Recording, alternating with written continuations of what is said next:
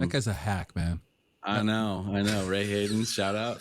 That was a great.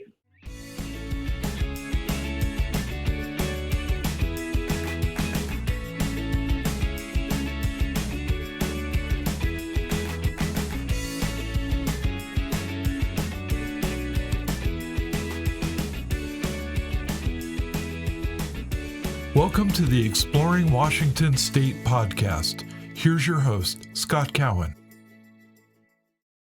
This episode is sponsored by Thing. The Seattle Theater Group and Sasquatch Festival founder Adam Zaks present Thing. From August 26th through the 28th at historic Fort Warden in Port Townsend, you can enjoy a vast musical lineup, including Jungle, Modest Mouse, Father John Misty, and many more. The Thing Festival features two primary stages overlooking the Puget Sound, not to mention a variety of camping and parking accommodations. You can either book a 1-day or 3-day pass, and kids 12 and under are free, making this an event for the whole family. Come enjoy live music, art, and beautiful Fort Warden with us. To find out all the details, visit thingnw.org. Well, welcome back to this episode of the Exploring Washington State podcast. My guest today is Skye, Warden. Skye is involved with the Live It Out Loud program. There, I said it right. Live It Out Loud. Yay. Skye, why don't you tell our audience a bit of your backstory before it crosses over into the Live It Out Loud program? Oh, man. On the spot. So I have been a musician for about 25 years or so since I was young. Okay. I've been a professional musician for about the last 10 years in that I have only done things music related for my income. Okay. So I've done, I've worked at studios. I do live sound. I play in bands. My main projects right now are a band called Abney Park, which is a sort of eclectic niche steampunk band, and we get to travel around to do cool steampunk events and stuff like that. I'm also in a goth industrial band called DK0, which is a little on the heavier side. I guest with a solo goth industrial artist named Nuda when I can be at the show, because I sing in one song. She's normally a solo instrumental artist. Okay. But she's had a few guest vocalists, and I have been fortunate to be one of those guest vocalists. I'm working on a new band right now called Fade to Gray, or Blur to Gray. More than name my own band. Blur to Gray. Yeah. That's going to be produced by D-Punk of DK0, Cleopatra Records. So I'm excited about that. I used to be in a band locally called Amadon back in the day. So any local Tacoma peeps might remember that from 5-7 years ago. Oh, yeah, it's been a while. With COVID, that does sound just like yesterday, because none of us have seen anybody for like 2 years. So it was like, yeah, I know, right? So it's so 5 years. There you go. Okay. So, also locally, I was at one point signed to Marisa Fish Records as a solo artist. That guy's a hack, man. I know. Ray Hayden, shout out. That was a great, it was a great launching point for me at the time, because I was pretty young and I had just kind of come into the music scene, and Ray introduced me to a whole bunch of people that I still talk to and hang out with and work with. So I'm sorry, I'm going to interrupt you, but that's like the Ray Hayden story. He's introduced me to a lot of people that I still hang out with. He's awesome that way, so. So it's the Ray Hayden part of the Tacoma music scene is rather vast. People that know Ray Hayden, at least in some capacity, but this is for good reason. He gets out there and meets people. So he does. So I taught music, private lessons. I taught guitar for over a decade, between 2009-ish to 2019. I worked at a place in Gig Harbor called All-Star Academy, still there. One of the best, I think, private music schools, kind of collection of all kinds of teachers. They have drum teachers, horn teachers, strings, guitar, you name it. There's about 200 or 300 students that roll through that place every week, teaching music. So it's quite a big hub of Wow. teachers. I'd say like Ted Brown would be the next biggest one, or maybe even bigger. I think there's a lot of students who got Ted Brown, and that's where I'm doing now. So I'm working with Ted Brown Music on with Live It Out Loud. And that's kind of my main gig right now. So Well, I also make music videos. You also make throw that in the by the way. slide in Well, there. so you don't do very much, is what I'm gathering. You. No, I'm not super busy. I try to keep a nice relaxed pace. I'm yeah. No, so And I'm definitely not sarcastic. Not at all. So first off, help me out here. What is a steampunk themed band sound like? So Robert, our singer, is much better at describing this than I am, but I'll do my best. Okay. It's basically like, if you think about steampunk as a whole, right? So it's technology, but like technology as if it came in 100 years ago, right? So like basically a reinterpretation of the world as it would be if it was like Victorian style thing. So big brass cogs and goggles and the whole steampunk vibe. Musically speaking, it's like we have like modern dance beats, modern pop songwriting styles mixed with old style Victorian songwriting styles and classic like folk type of stuff, as well as like electro swing. So like that's basically like big brass band but with big electronic beats. So it's like you take sort of old school goth and you add like violin, viola, brass, darbuki, bouzouki, what accordion, are those? electric guitar, all of it, piano. What is a bouzouki? A bouzouki is basically like an octaved up mandolin. So it's tuned the same. It's bigger, longer, 8-string still. Chord structures are chord forms are the same and stuff like that. But it's got a more like Eastern sound to it. It's not as Irish sounding at all. Okay. It's got a very different sound. So Robert, the lead singer, he plays 4 or 5 different instruments throughout the show. I play just guitar mostly. On recordings, I've played acoustic guitar and mandolin and tenor guitar, which is like a 4-string guitar. Okay.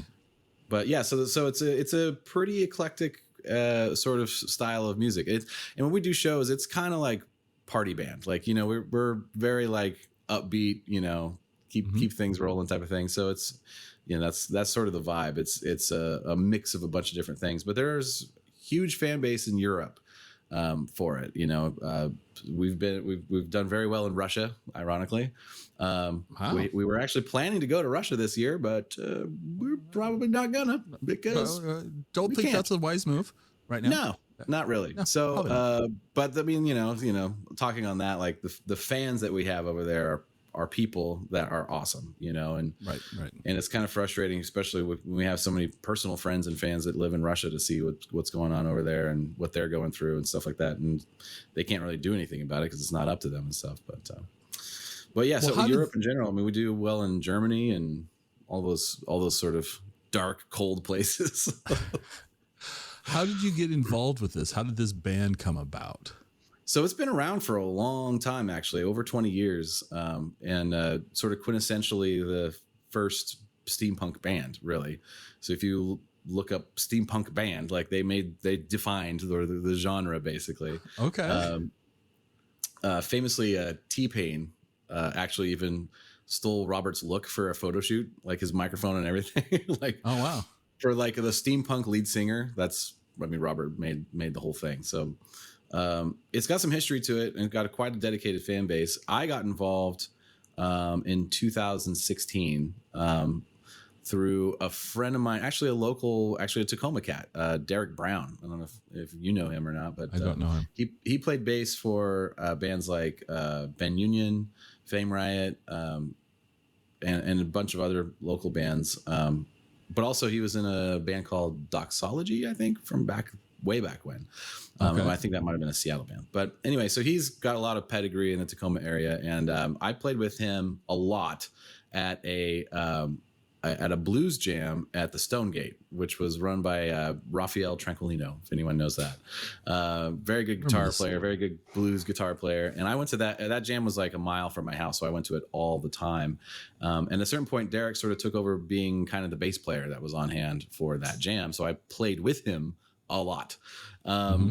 And we became kind of friends, not super close, but we knew each other and stuff like that. And so randomly, I was at this party and he walked up to me. He's like, dude, I have a band. You're the guitar player. I'm like, all right, what's the band? And this was actually DK0. So the band I'm still in now, he was working on this sort of goth industrial thing. And he knew that I kind of had that flavor in my playing. And he was like, dude, you're like the perfect guy for this band. You're it. Don't even argue with me. So I'm like, all right. So I start recording with DK0. And about the same time, Abney Park's guitar position opened up. And Derek was already playing bass for Abney Park. And so when that opened up, he's like, dude, you gotta get Skye. Skye's like perfect for this. And not to toot my own horn, but just because of the way my growing up, my history was, Abney Park is kind of perfect. I grew up playing like Irish songs and folk songs with my family, my grandparents. We did a lot of like, was it Galloway stuff and like chieftain stuff, and a lot of classic folk songs too. Like I would play a lot of like Elvis and Hank Snow and stuff with my grandfather. And there's like a country element to Abney Park too that comes in as well. So, and being that like I also like to play rock and metal and other goth industrial stuff. There's all of these flavors that Abney Park has. Like the scope is pretty wide, and the musical influence is pretty wide. You'll have like Turkish folk as a basis of a song, and then go straight. Everybody into knows Turkish folk. Yeah, and you'll go right into a Rammstein version of Chitty Chitty Bang Bang, right? So like, there's a lot going on. It's good. It seems like it would be weird, but it's actually good. It's okay. To me, it sounds weird, but in the most intriguing, like I want to go see this sort of way, right? Like I want to experience this. Very popular cover. People love it. Yeah, bang, bang. No, that would be cool. Anyway, okay. Yeah. So I auditioned for Abney Park, and I was the only guitar player that they ended up auditioning. They really liked my playing style, and I started doing some recordings, and just been part of the band ever since. So that's okay. Wow. Okay. we could go down so many rabbit holes on that, but let me bring it back to Ted Brown's program here. How did you get involved? How were you exposed to it? Let me ask you this question first. Let me say this. Were you a mentor before you started running it? Okay. Yes. Yes. So how did you get exposed to it as far as being a mentor? So it's kind of a long story. Not long, but longish. So I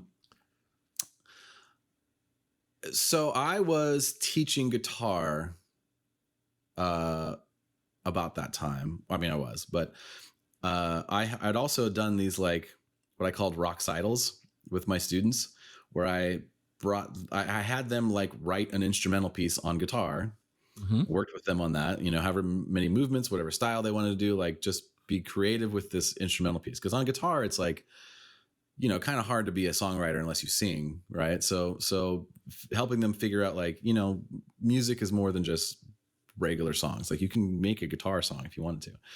Since I was teaching guitar primarily, that's kind of what we did. So we did all these instrumental songs with these students, and then I brought in a backup band to learn all their instrumental songs. And some of them were weird, right? So these are kids that had never written before, so they just started like making weird stuff, and it's kind of fun. And so then I was like, all right, well, my buddy Louie at Louie G's has a big stage. Why don't we ask him for a Tuesday night or something like that and go play these songs on stage with this backup band? And so we did that a couple of times. And the first director of Live It Out Loud was a guy named Joe Wilson. And he was looking for mentors within the community, and he knew some people, and he asked, I think, Ray and stuff like that to be mentors early on. I think Ray was one of the early mentors. I'm pretty sure. Anyway, so he went up to Louie, who is, well known in the community and knows everyone else, and asked who, Joe asked him like, hey, who would you recommend for a mentor? And Louis, and we just not going to do the rock sidle. And Louis was like, oh, well, Skye's already doing it. You should just go ask him. Like, he's literally doing the same thing already. And I was also running recitals at All Star at the same time also. And so Joe asked me to be a mentor. And my first few bands, I was kind of the newbie mentor, because I came in on the second year, I think. Or maybe even third year, pretty sure second year. So I got to work with some of the rockier bands, the more metal bands, because that was kind of where, I was seen to be. And it was super fun. And I learned a lot about working with young bands because, I'd taught a lot at that point, but I hadn't really worked with a band in that context as much. So over the years, I got a lot of really good experience, just like figuring out what the best approach to like helping kids figure this thing out when they have never done it before. Right. So at a certain point, I became the oldest mentor in the program because I just kept doing it every year. And they got a new director, Jessica, who was awesome. Really helped sort of formally organize the program a little bit more. It was a little bit chaotic in those first years. It's chaotic anyway. It's a bunch of kids trying to make music. Well, you're hurting cats. Come on, right, exactly. So, but Jessica did a really good job of like really nailing down sort of some of the points of the program and like how it should, flow and stuff like that, and really like getting it organized, which was awesome. So when Jessica took over, she often deferred to me to help some of the other mentors. And she was like, well, Skye's done it a bunch of times. If you get lost, just ask Skye. So I would help with that. So when Jessica decided to move on to focus more on her solo music career, she's doing a lot of touring and stuff, she didn't have time to do the program also. She asked me if I wanted to be a mentor or be the director. And at first I was like, oh man, I know how much work that is and how time consuming it is. I honestly was going to say no, because like, the bands I'm in and stuff like that, it's kind of hard to get away. But on the other side, like we don't really do regular touring. We'll fly out for a gig and then fly back. And that's the tour. Like we're gone for less than a week. Right. So worst case is I have to miss like one of the shows and I have to bring in some of the other mentors to kind of help fill that. It hasn't happened yet because we've been in the pandemic, but with that as an option and kind of knowing where I was going and the fact that I could drop regular teaching to kind of focus on this, it was sort of a time trade-off because honestly, it's actually easier because my regular teaching, you schedule 40 people. It's hard to reschedule anything at that point. Right. So I ended up deciding to go ahead and take her offer, and here I am. And then the very first year was 2020 that I was the director. Okay. Yeah. she's wonderful as well. Yes. She's awesome. Do you know Chris Jones? Chris Jones I know band? of Chris Jones. Yeah. I don't know if I've actually met Chris Jones, but I know she's been touring Chris Jones. Yeah. She's been doing this thing called the Redneck Files. And it's just really kind of fun. It's a really fun project. And we convinced them to come over here to Wenatchee for my 60th birthday party at this cider place, which is this great little venue, right? Did you say your 30th birthday party? Is that what you said? Yeah, my 30th times 2. Thanks. My 59 plus 1. I don't know, whatever. I'm old, but it was so cold. It was just not a disaster, but it was less than optimal. But she and Chris came over, and it was a lot of fun. And nice. Ray came over. Ray came over. No, just kidding, Ray. Just we love you. So yes, should tow that guy along. Yeah. So we kind of we're now to where you are present day with the program. So let's go back and let's talk about the program. What's the origin? And for the audience that might not know anything about this, we talked about, I had Stephanie Howe on last year. So that's nice. what I talked about. Yeah. Mm-hmm. So we've talked about Ted Brown before, but let's go back and how did this program get started? What's its origin story? Yeah. So, Joe had a vision of, giving Tacoma musicians, sort of an opportunity to get in the mix a little bit early, see like what the town's about and get on some stages and like meet some people like the mentors, also meet each other. Cause some, not everyone goes to the same school, and also not everyone's aware of what every other young musician can do or is interested in. Right. So you create this, sort of baseline community, among young musicians, and that fuels sort of the future of the Tacoma music scene, right? So you have more people that are interested in going to shows. You have more people that are interested in playing at shows. You have more bands being formed. So there's more need for venues. There's more opportunity for events and stuff like that. And that's kind of the idea of it. And initially it was pretty grand. It was like we were renting out like the Rialto and Pantages for the final shows, giant Trinitron screens in the back. There was a lot, and it wasn't sustainable for that level, but at least initially getting it kicked off, it was pretty grand. And some of the students that got to experience some of that, are very memorable, obviously.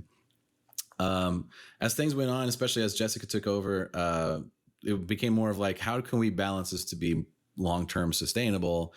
We don't spend, $50,000 extra that we don't have for a Trinitron screen for a night. Yeah, exactly. And so, we settled into, we did the Rialto a few more times, and then we started doing Spanish Ballroom, which is awesome place to have a final show. It's a little smaller, but it's, I think, for the sake that it's more, most of these bands are like rock bands, right? Not all of them are like metal bands, right? But like at least alternative rock. There's drums in all of the bands, right? There's guitar, and that's the kind of bands that are most of the bands.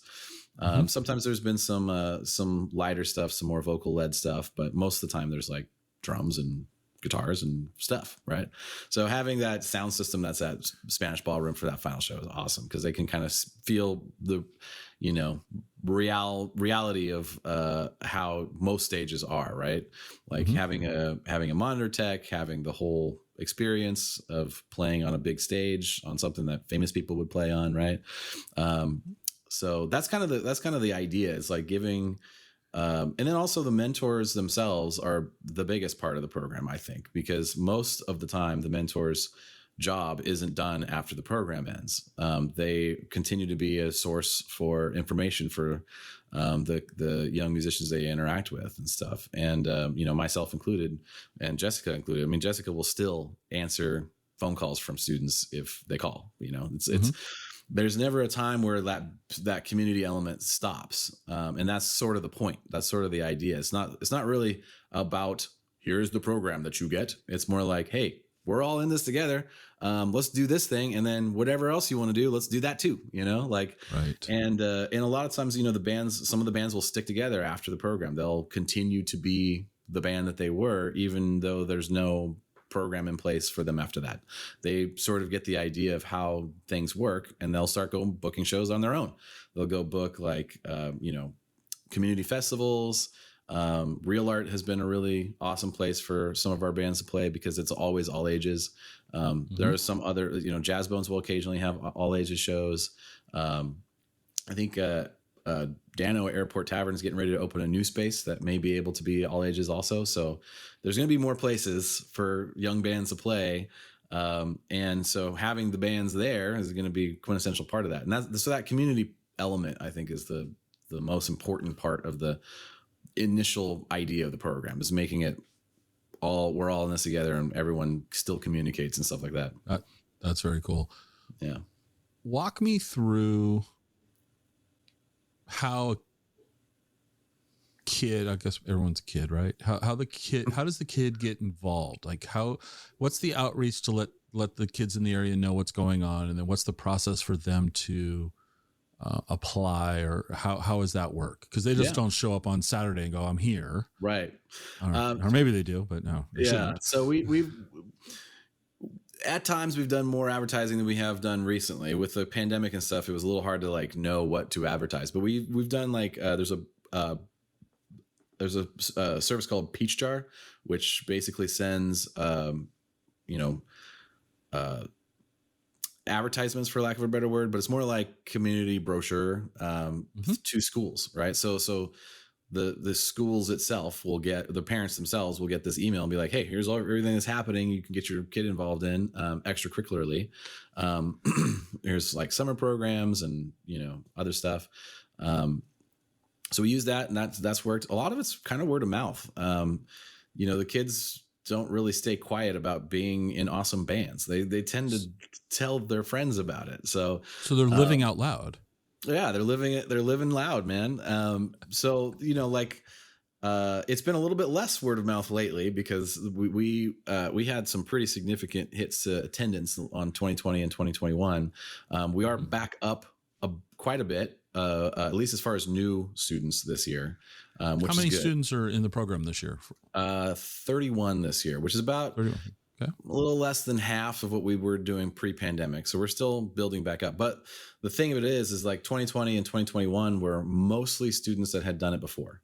So they were mostly returns, right? We didn't have a lot of new kids applying during those years, which I think is the biggest hit to this year because we, you know, like a lot of them will do 3 or 4 years of the program because it's between ages 12 and 18, right?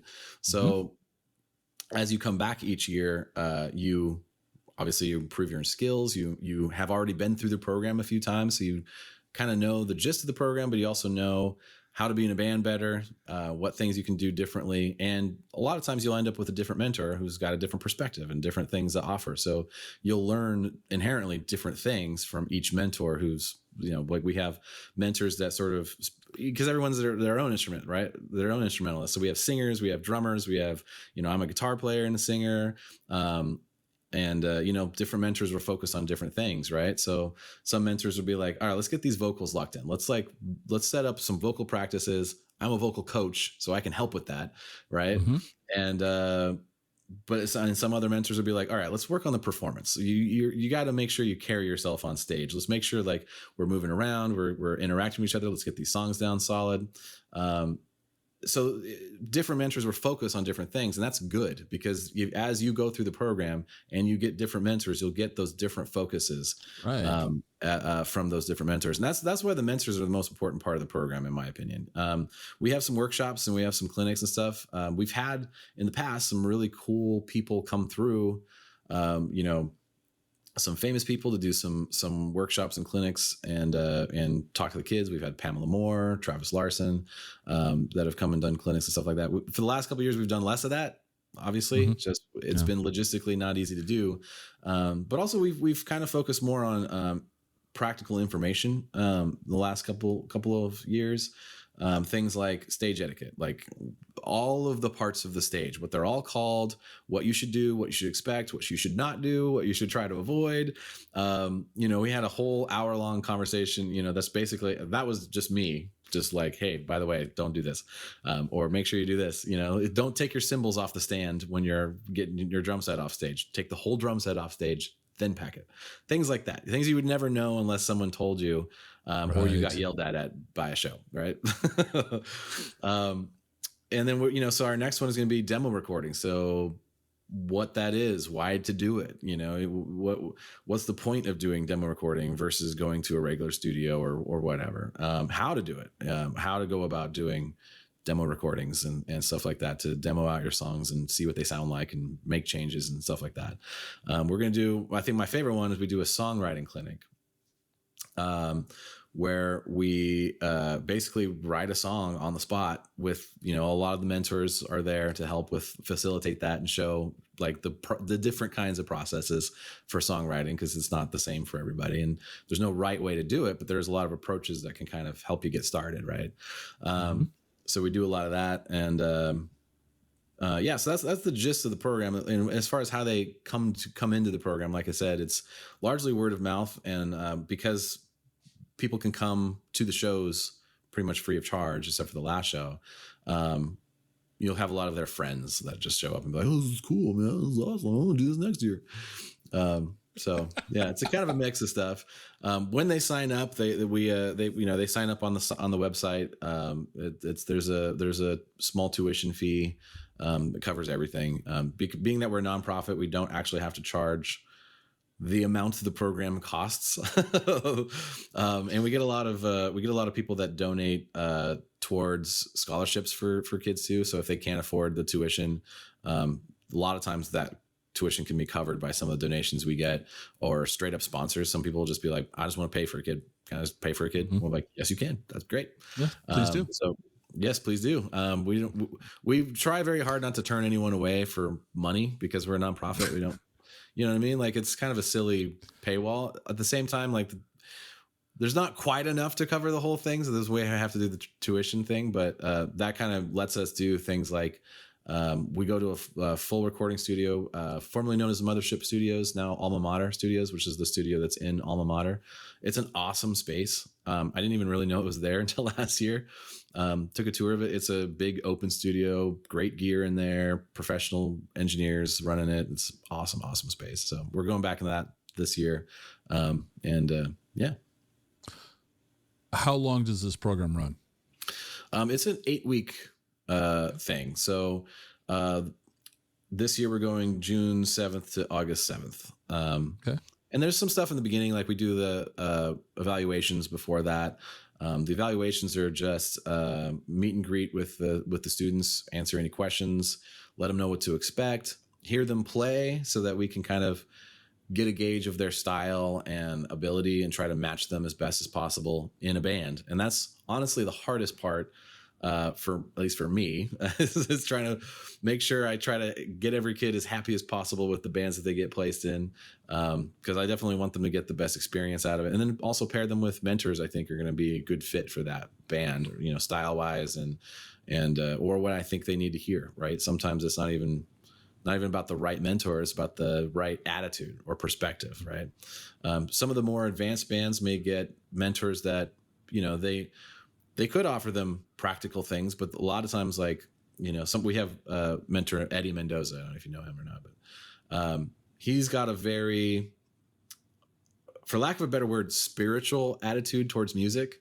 And he loves music, like just loves the whole experience of presenting yourself on stage and being expressive and, you know, expressing yourself the way that your true self should be. Cirque also kind of similar to that. So more advanced bands benefit more from a mentor like that. Whereas like someone like me, you know, I'm a guitar teacher. I'm a little more practical, grassroots, like let's make the songs awesome. You know, I'm better with the more beginning bands or intermediate bands and stuff like that. So, or at least they benefit, I think, the most from that type of thing. So it, you know, that kind of thing. Yeah. So you got a 13 to 18-year-old range. So that's a pretty big range, 12 especially 12 to 18. Okay. So well, it's even bigger. We actually have taken some younger students that are just flat out ridiculously good. Particularly a couple of drummers, Sully. I think he started when he was 9. He's just insane. And recently we have this young kid named Matthew. He's 10 and he's just awesome. So, you know, seeing him play and being that he's, you know, his mom's okay with him playing with older kids, because that's going to be the case when he's at his level. And, you know, so it's not necessarily a restriction. 18 is the oldest we'll go for obvious reasons. And then, but yeah, I mean, we've taken some younger students that were just really into it before too. So how talented of a musician, is there a threshold that they've got to be at? I mean, musically, where do they have to be? Yeah, that's a tough one, because we don't really want to turn anyone away that's willing to learn and really wants to dive into it. Some of the I think some of the talent actually forms in the bands sometimes. If they've got even a basic grasp of their instrument. One of the ones that we try to not do is drums, because it's really hard when you have a band that's got a beginner drummer that cannot yet hold a beat. So if the drummer can't hold a beat, they can be a percussionist, which, you know, doesn't always fly with every drummer that comes in, and they may choose not to be in the program at that point, which is fine. You know, it's a balancing act of like making sure that the students that come in are individually happy, but also the bands as a whole don't feel like held back by a particular member or something like that. And that creates its own problems, right? So the threshold is really just like how willing are you to be a part of the band, and what in the capacity you are currently capable of being a part of that band. If you are a beginner singer, you probably don't want to have the pressure of being the only singer in the band. So perhaps you would like to start as a backup singer, add those harmonies, get some of those lines in there, work with someone else that maybe can bring you up a little bit, right? Right. And then by the next year rolls around, maybe after that experience, you're ready to be the singer of a band. You kind of pick up the chops from someone you've worked with that has done it a few more times than you have, and you are now ready to take on that pressure.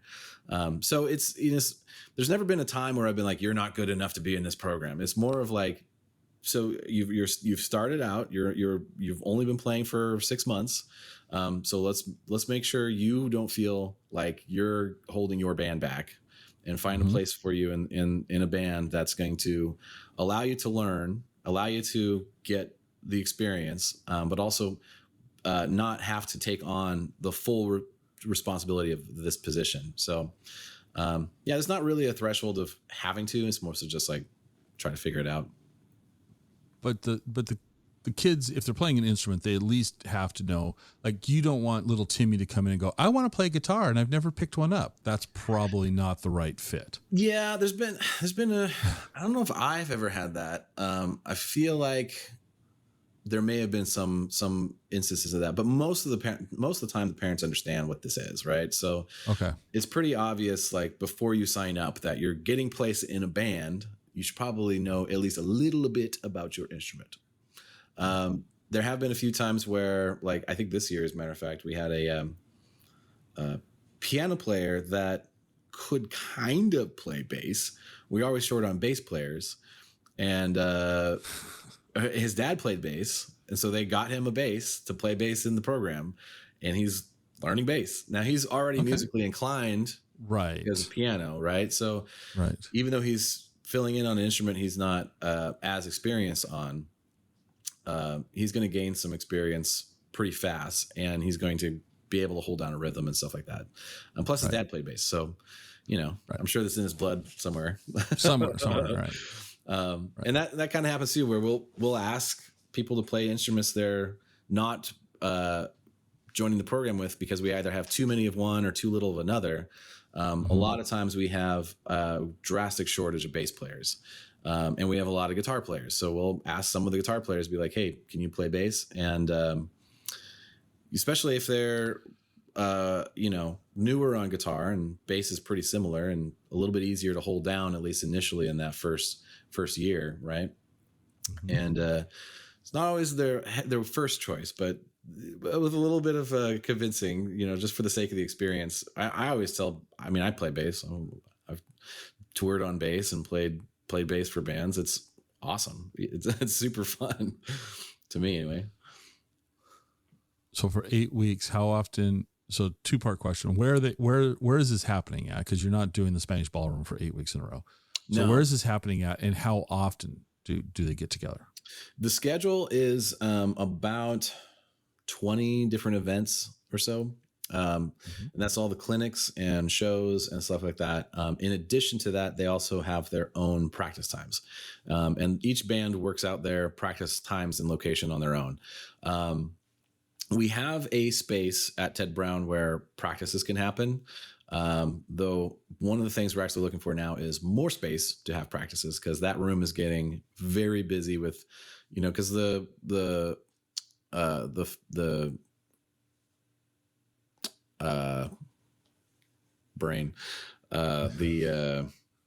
nonprofit organization, Ted Brown Music Outreach. That's the word I was looking for. The nonprofit also has some other events that they do. They do exploration camps for different instruments. So that's more like, hey, Timmy wants to try guitar. Come on in for the exploration camp. See if that sticks. Right. So that's like brand new, never played before. See if this is the thing you want to do type of camp. Right. Much shorter, right? So it's only a few days. And they do that for percussion, strings, brass, all the stuff that a regular school band would have for the most part. I don't think they actually have guitar. They also have like improv classes, jazz improv classes, and a few other things. So that room gets used for all that stuff too. So we're tight on space we can offer for the rehearsals for Live It Out Loud. We used to have 2 rehearsal rooms, but we're now also doing music therapy, which is super awesome, but it does take up one of the rooms that we were using for rehearsal. So that's a thing we're looking for next year, is an extra space for rehearsal. So they do their rehearsals, and there's all the workshops, and most of the workshops and get-togethers that we have, award shows. We do a performance review or performance boot camp as another workshop, and then we do the Meet Your Mentor meeting. And then all ages jams, which is like a little bit more free form, like bring your instruments, let's just play type of thing. So there's about, I think, 10 to 12 of those kinds of events. And those all happen at Real Art in Tacoma, which has been amazing of them to let us go in there. Again, like I said, that one room we were also using for all of those.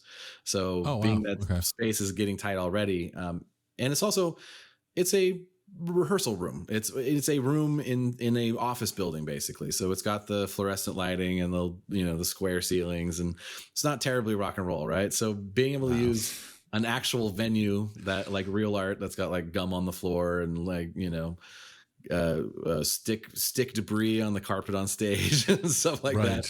Right. It's a little more visceral and a little more like, this is where we work. This is where we work at, guys. This isn't. Yeah, you're not going to be playing a. You don't play office buildings typically. Most people aren't playing, on the 54th floor of an Amazon tower going up for a lunch break. Yeah, you're not playing there. No, you're playing at the. You said, the airport, or the club. As soon as you walk in, it's got like a musty smell, and before they turn on the stage lights, it looks pretty depressing. Like that's the spots. So Real Art's awesome. It is like the quintessential standard venue. Size wise, it's not huge. The owner, Tom, is awesome. He actually has a very long history with the Tacoma music scene as far as trying to facilitate all ages places to play. He was involved with Viaduct from back in the day, and so Real Art is an evolution of Viaduct lineage wise. So it comes from that, and he's committed to having all ages. There's no bar in there. It's an all ages place all the time, and that also makes it as far as like a home base for most of the events, sort of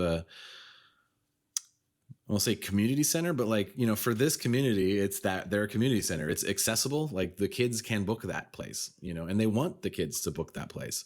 If they have their band like some of the bands from last year and some of the bands from years prior play there often, and they're in the regular rotation of bands that play at that venue because it's accessible. It's that's where they should be playing, bars and regular stuff like that is not usually where the parents want their kids playing, but there it's like, it's an all ages place. Right. So there's that. And then we do shows, besides Spanish Ballroom. We have one at Real Art, an actual show that's at Real Art. We have one at Alma Mater.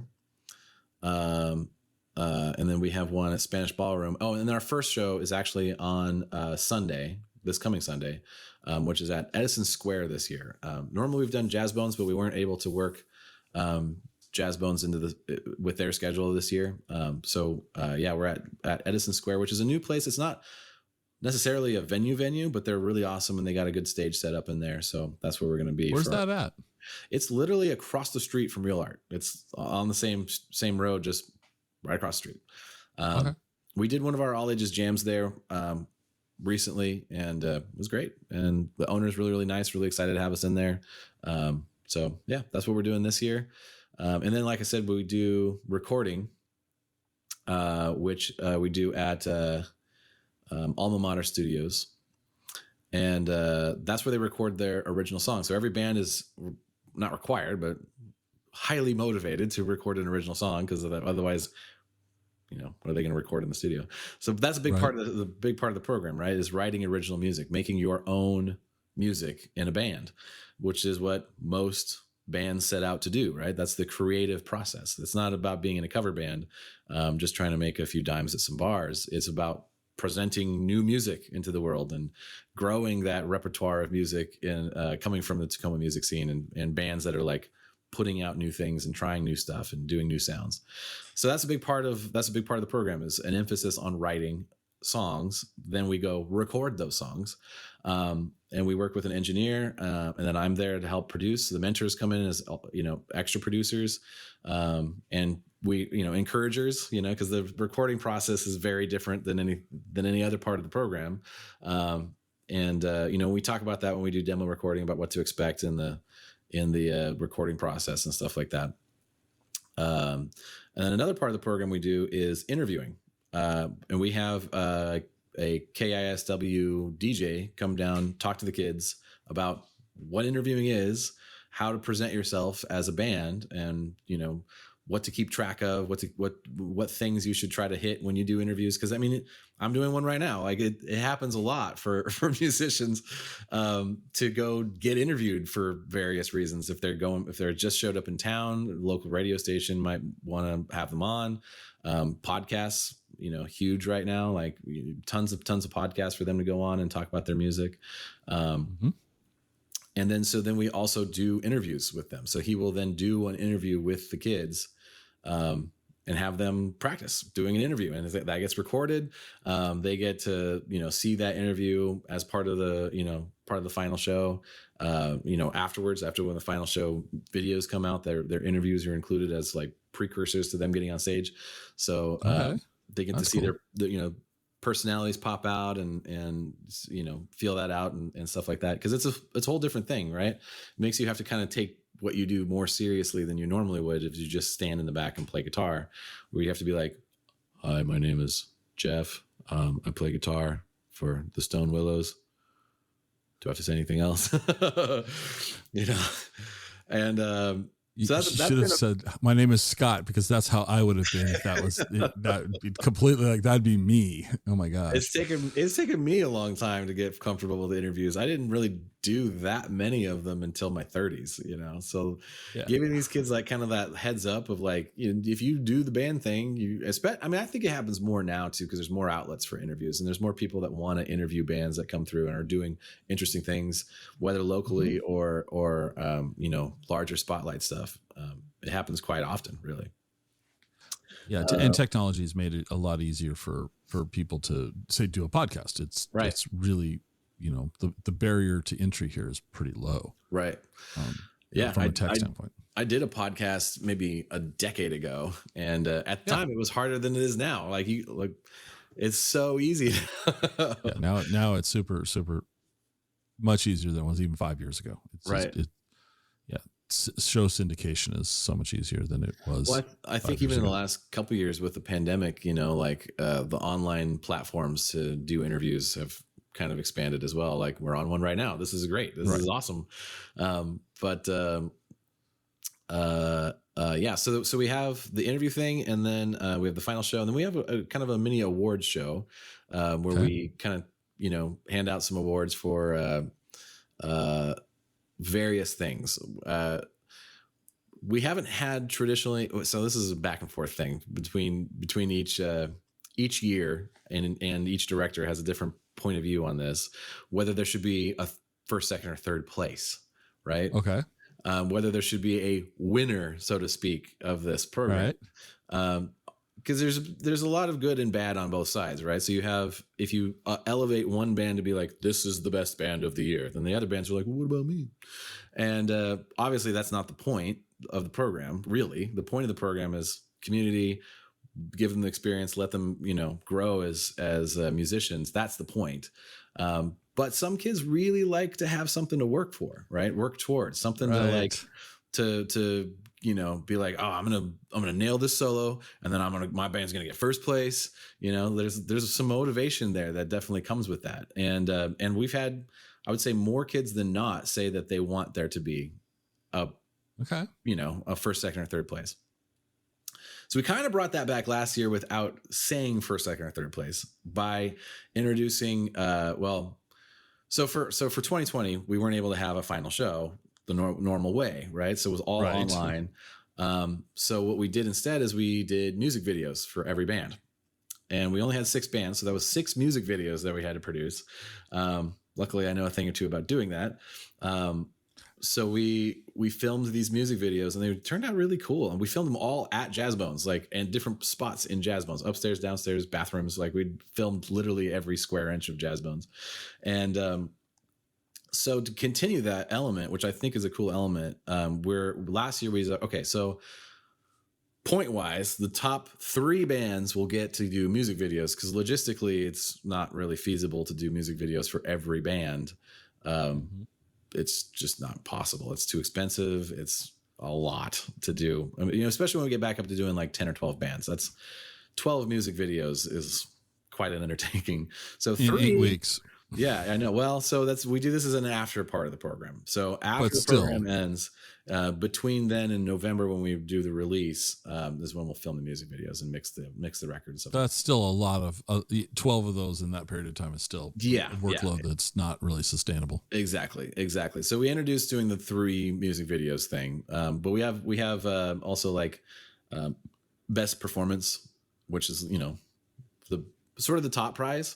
It's kind of overall, best original song, best guitar player, best bass player, individual instrumentalist. We've had some other awards in the back, like best hang, like one of the chillest musicians that everyone seems to like. So they, the musicians among themselves can vote for that person. And stuff like that. So we do that. And then, like I said, we film music videos. We mix the record, and then we have in November we have a music release / video release. We don't really do CDs anymore because nobody does, but we have the music release party in November, and that's sort of the scope of the program. That's kind of the whole thing, start to finish. So that's it. See, I think it's an amazing program, and everybody that I've talked to that's either been a mentor or part of it in some capacity, I'm just so impressed with the attitude that everyone has, that they want to in some way help kids maybe not make the same mistakes that they did, learn a little bit faster, not that you're taking shortcuts, but no, let me show you this. Like, for example, you said you don't take your cymbals off the stands, you move everything off stage. It's just, and it might not sound like a big deal, but it's something that drummer will do every time they ever play now. Yeah. Every single show they'll go, take it all off the stage and then break it down. Right. So that's and you're completely right. It's every time the mentors get together for a meeting, we are always talking about, like, how can we be the most helpful? How can we, make the program better? What can we do? Right. It's not like, how much money can we make? The attitude of this program is in exactly the right spot.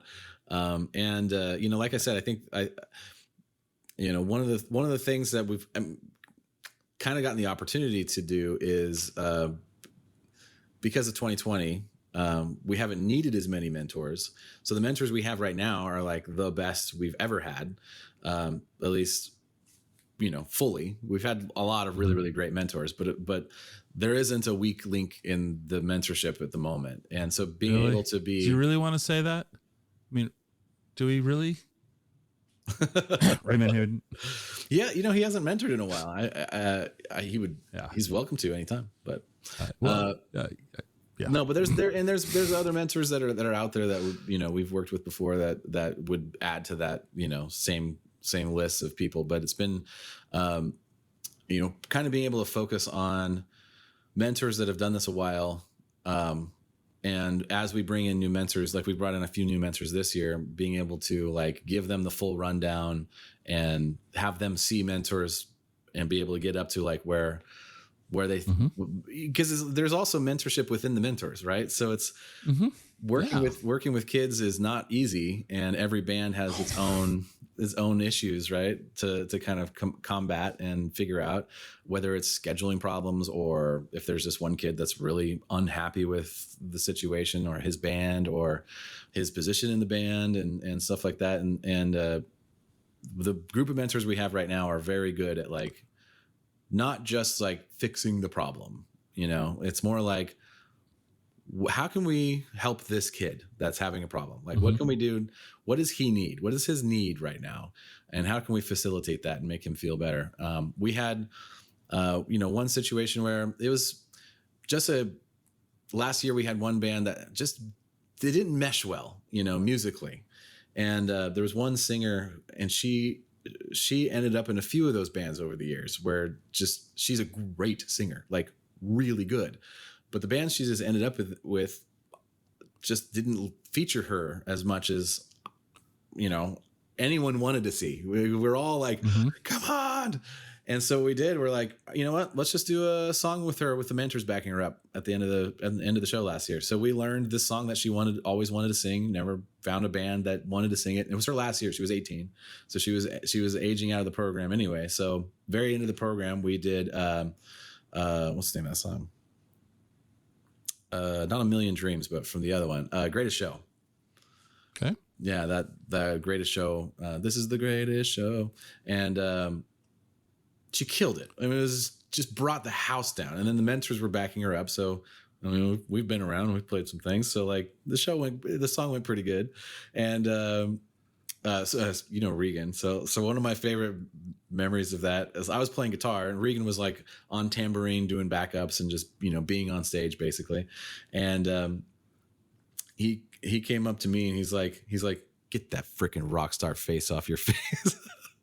Because I was in full rock mode and this thing. He's like, what the hell are you doing, dude?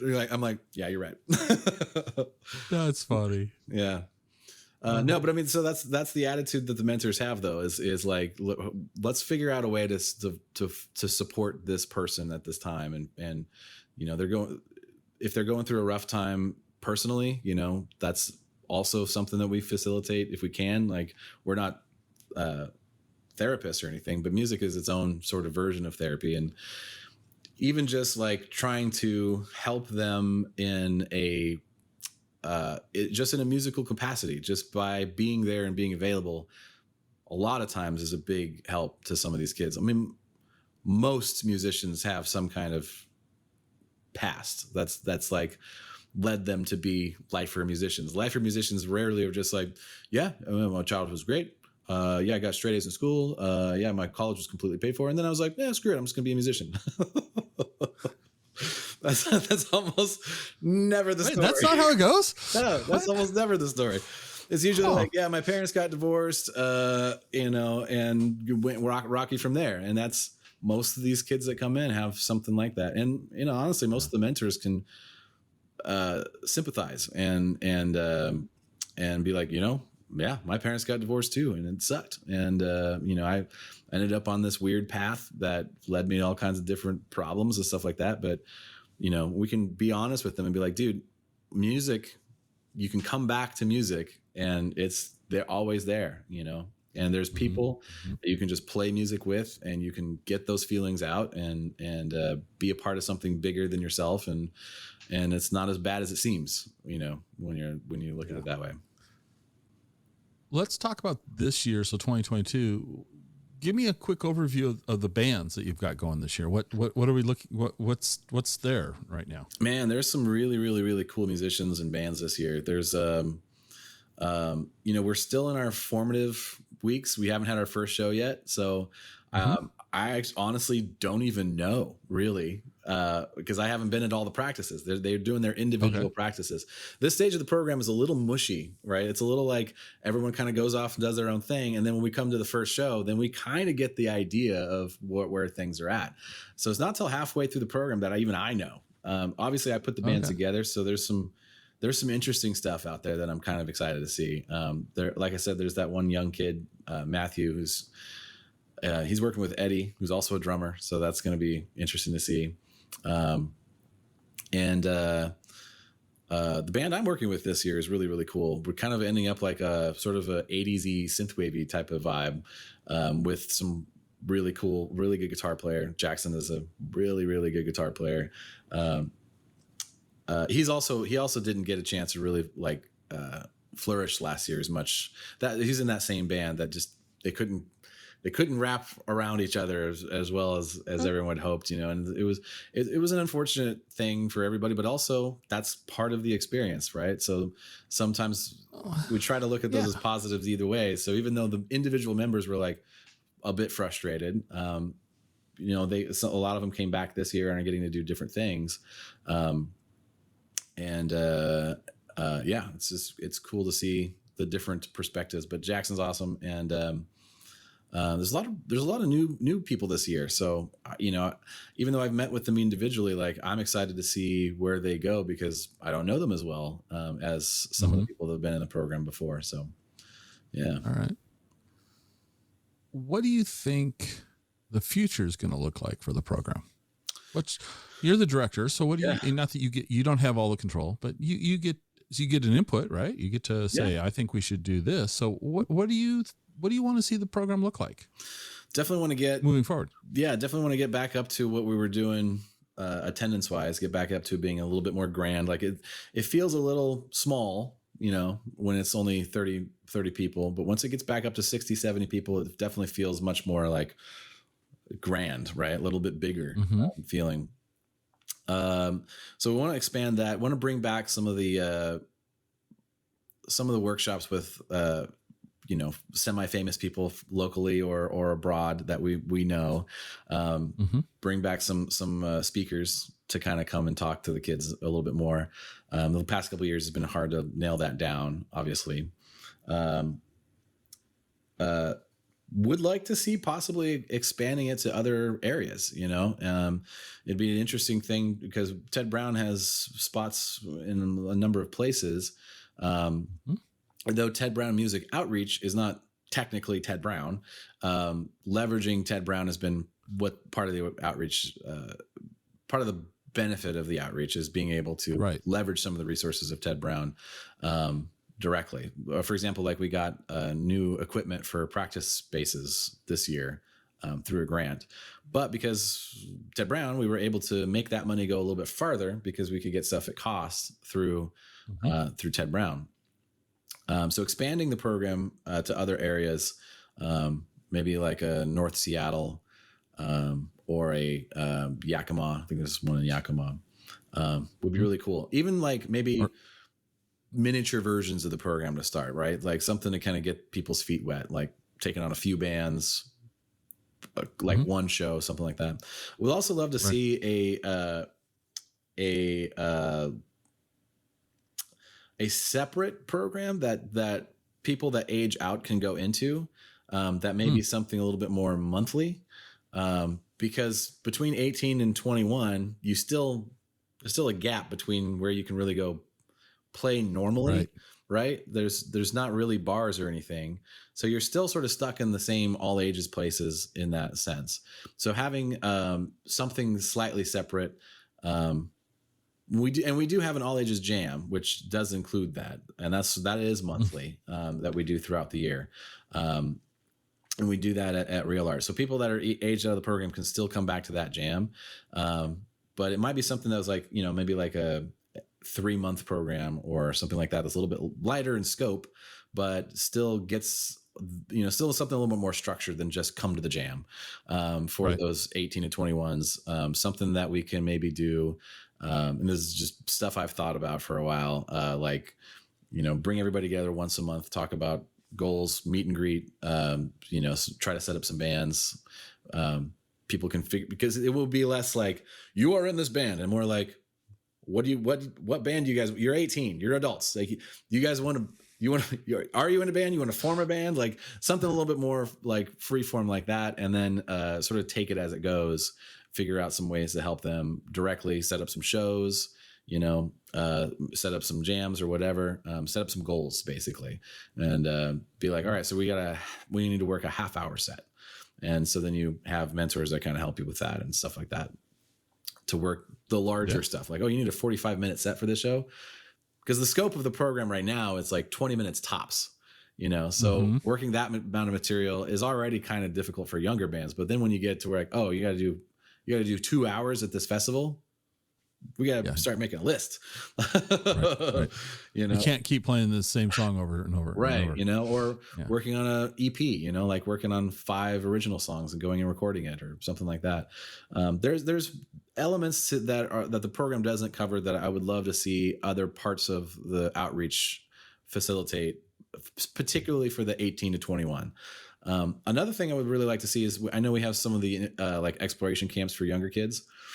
I would love to see a miniature version of Live It Out Loud for like the 8 to 12, or maybe even like 9 to 12, where it's larger bands, maybe simpler songs, things where they can work their way into the main program from, with some sort of foundation in the structure of a band, and coming from a place of like making music together, staying on time, learning your instrument, giving some motivation for those things a little earlier, just to add more musicians that are already doing stuff that can then go into the main Live It Out Loud program from, and that they know that they're working towards that, right? So those are the things, those are the expansions I would love to see. And those, honestly, like right when I joined, I took over as director, those were things I was talking about with Stephanie about wanting to do.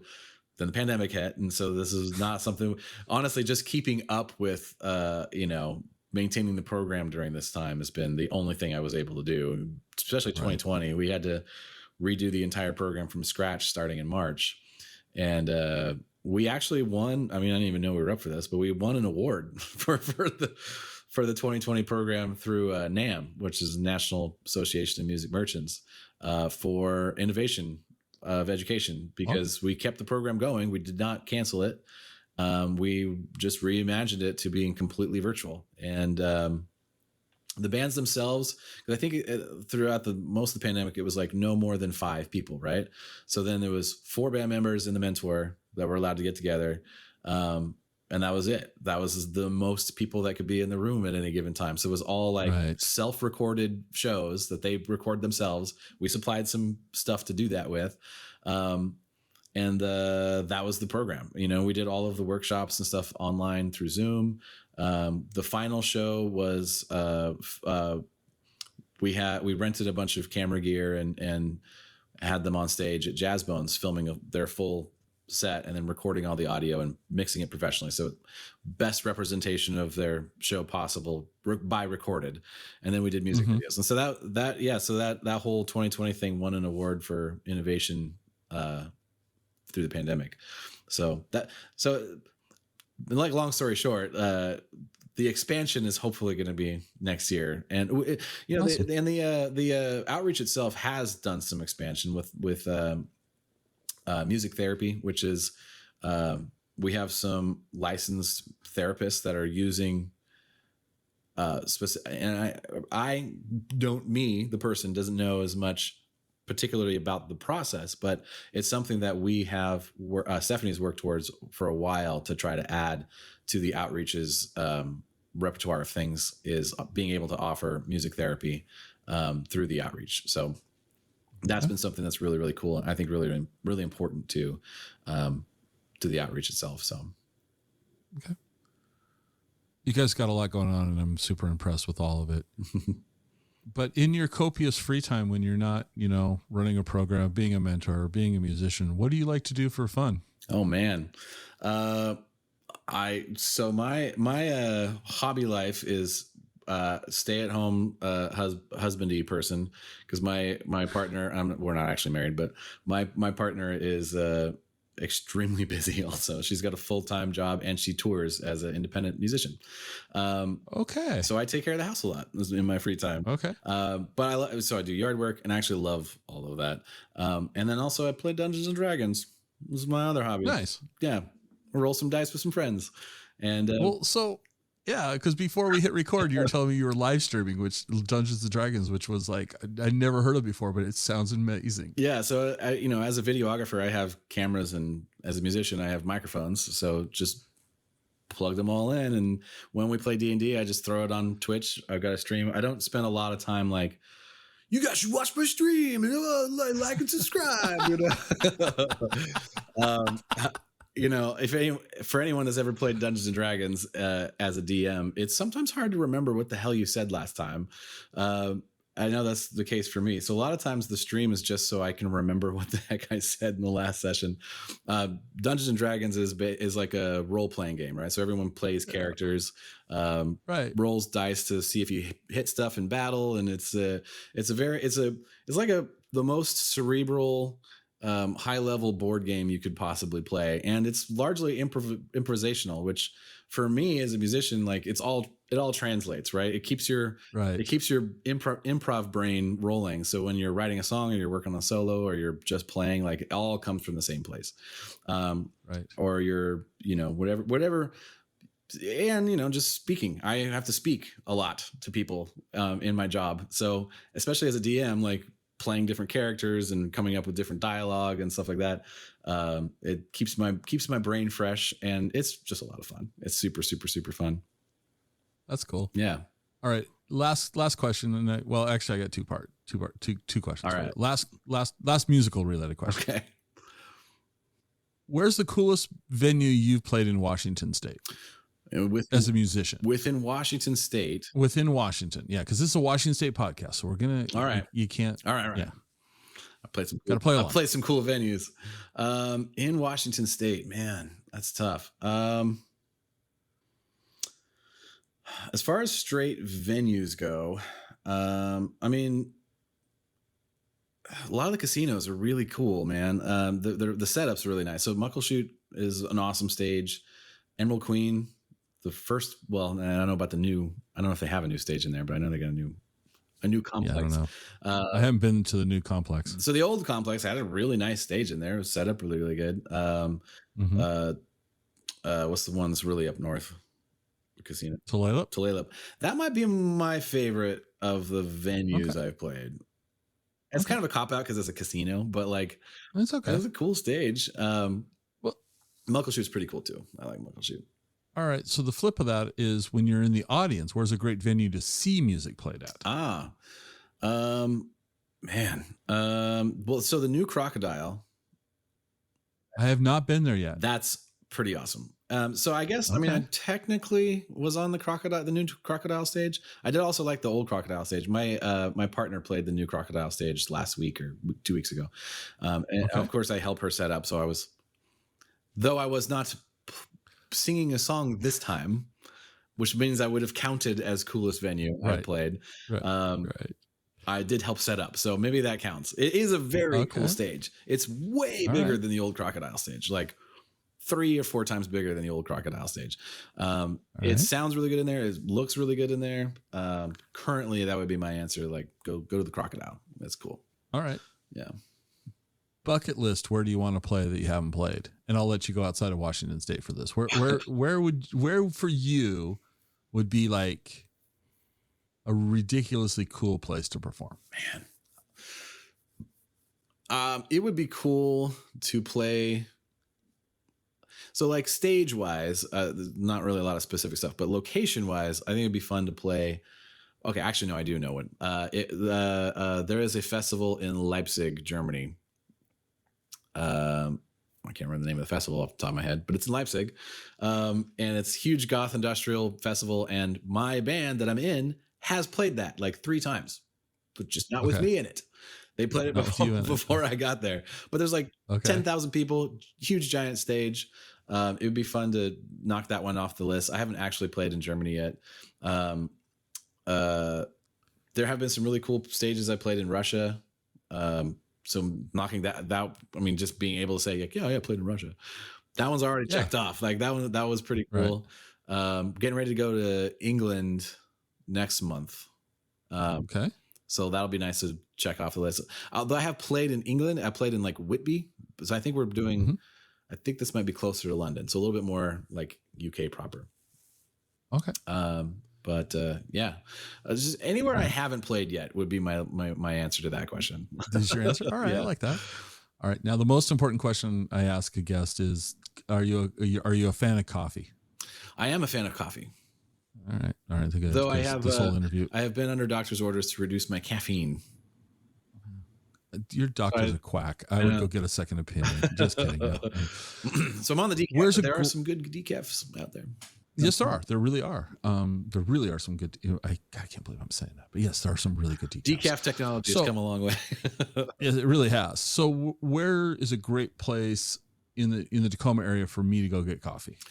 Man, Anthem is my go-to. Just always a chill vibe. Always a yeah. You go to the one in Puyallup? Yeah, I do actually a lot. There's a lot of really cool spots to set up for like work, because they have like little spots around I don't know if they normally turn the fireplace on, but there is a fireplace, and there's plugins like all the way around. So they, you can just plug your computer in and work there for hours, and seats are comfortable, which is huge. That's a great. Starbucks are always like a little like, you feel like you're being watched if you try to work in a Starbucks. It's a little more cozy in most Anthems. Yeah. All right. And then the last question is, what didn't I ask you that I should have asked you? Man, I think we covered most of it. There's that was my whole life story right there. There we go. So you can somebody asks about you now, you can go here, listen to this episode. You'll know all about me. Yeah. Hi, my name is Skye. My video's on the card. Just go listen to that. Go. Yeah. Awesome. Well, Skye, thank you for making the time to do this. Yeah, absolutely. And this is fun. I'm super glad that you're part of that program and that you guys are keeping it going and helping it grow. And yes, pandemic, but that was out of everyone's control. But now it's back on track, if you will. And it's growing, and these kids are getting exposed to some instruction and guidance so that they. Hopefully, we all got to make our own mistakes. We all got to do something bad, right? Yep. I mean, that's just the way it is. So let's just keep it going. And I wish you guys continued success. Thank you so much.